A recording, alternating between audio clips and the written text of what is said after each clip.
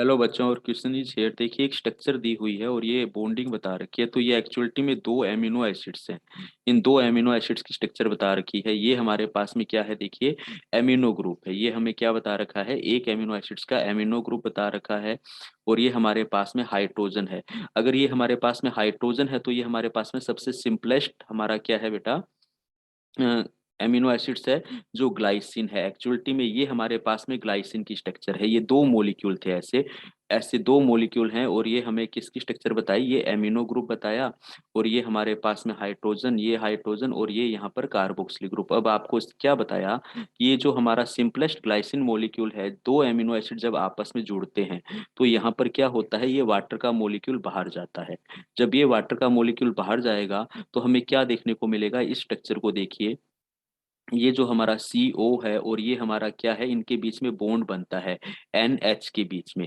इस NH के बीच में बॉन्ड बनता है और ये सेम स्ट्रक्चर आगे हमारे पास में है। तो अल्टीमेटली हम यहाँ पे क्या बात करते हैं, ये एमिनो एसिड्स, दो एमिनो एसिड्स आपस में जुड़ गए हैं।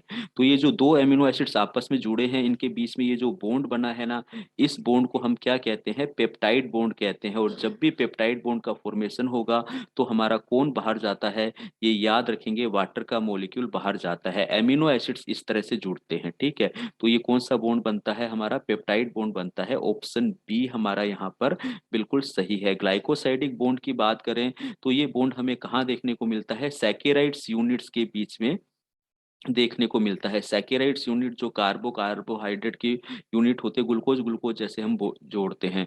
ज्विटर आयन हमारे पास में ना एमिनो एसिड्स की वो फेज है, ये एमिनो एसिड्स की न्यूट्रल फेज है, जहां पर कोई भी हमारा जो आयंस होता है वो इलेक्ट्रिक फील्ड के अंदर मूव ही नहीं करता है। इलेक्ट्रिक फील्ड के अंदर इसका जो मूवमेंट है वो नहीं होता है, याद रखेंगे, नो इलेक्ट्रिक फील्ड मूवमेंट हमें देखने को मिलता है।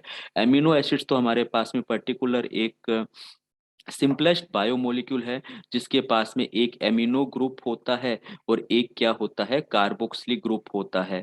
और साथ साथ हमें क्या देखने को मिलता है, एक फंक्शनल ग्रुप देखने को मिलता है और एक हाइड्रोजन ग्रुप देखने को मिलता है।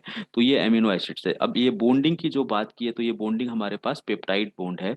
ऑप्शन बी हमारा यहाँ पर क्या है, बिल्कुल करेक्ट आंसर है। Thank you.